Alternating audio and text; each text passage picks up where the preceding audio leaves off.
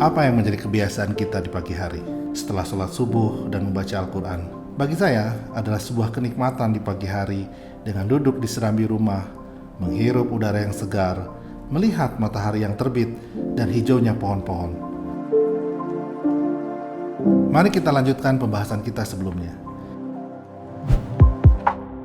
Begitu kita membaca, mendengar, menonton melalui indera kita, baik itu kabar baik maupun kabar buruk, semua akan diproses di dalam diri kita. Dan diri kita akan mengeluarkan input dalam menyikapi inputan indera tadi. Betul? Di bahasan lalu kita singgung perlunya kita memperhatikan inputan positif untuk mendapatkan optimisme kita. Saya ingin sharing dengan sebuah analogi. Pernahkah kita memperhatikan sebuah komputer? Kira-kira terdiri dari apa saja komputer itu? Ya, betul. Yang utama ada sebuah keyboard untuk input data, ada sebuah prosesor untuk memproses atau mengolah data, dan ada layar untuk menampilkan data. Betul? Jadi sejak komputer pertama kali muncul, yang jumbo yang besar-besar itu, yang katanya melangsing dalam waktu 20 tahun menjadi setipis sekarang, tetap terdiri dari input yang diwakili oleh keyboard dan mouse, di mana kita bisa memasukkan data, menginputkan hal-hal yang bisa jadi merupakan sebuah rumus. Selanjutnya data itu akan diproses masuk ke dalam CPU, Central Processing Unit.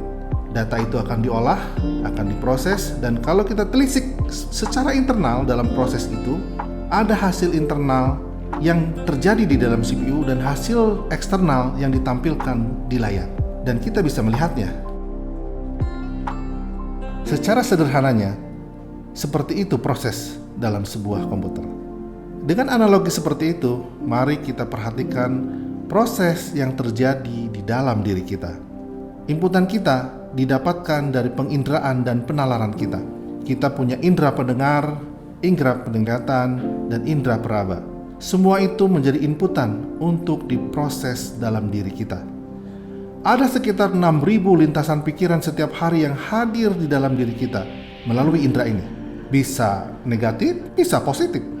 Ini akan diproses di dalam internal kita dalam bentuk kesadaran. Apakah itu benar atau salah, menerima atau menolak, yakin atau ragu. Misal, kita membaca artikel bahwa saat ini sedang terjadi resesi besar dan bisnis-bisnis bertumbangan. Apa proses internal yang akan terjadi dalam diri kita? Bisa jadi kita membenarkan atau mesalahkan itu. Bisa jadi kita menerima atau menolak itu, meyakinkan kita atau justru kita ragu. Pada saat yang bersamaan, ada link artikel bahwa seorang pengusaha mendapatkan berkah dari adanya krisis ini. Apa proses internal yang terjadi? Benar atau salah? Menerima atau menolak? Yakin atau ragu? Saya yakin akan ada pertarungan di dalam diri kita. Begitu kita membaca artikel lain yang isinya krisis, mungkin akan bertambah menerima, ya, kita dalam krisis. Tapi saat yang bersamaan, kita juga bisa melihat artikel bisnis yang bertumbuh. Mungkin kita akan menolak kita ada dalam krisis.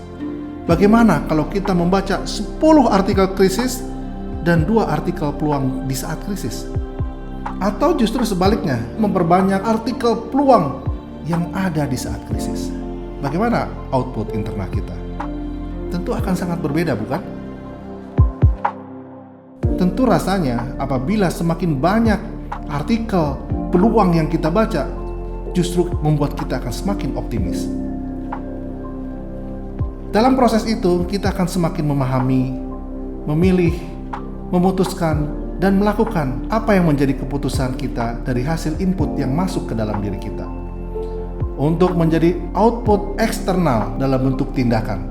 Dan apabila berulang akan menjadi kebiasaan, dan apabila berulang akan menjadi karakter kita.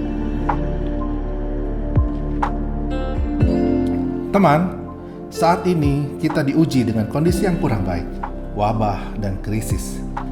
Pilihlah inputan yang baik ke dalam diri kita. Seleksilah dengan ketat. Fokuslah kepada peluang, dan mudah-mudahan kita akan mendapatkan jalan menuju kesuksesan melalui krisis ini.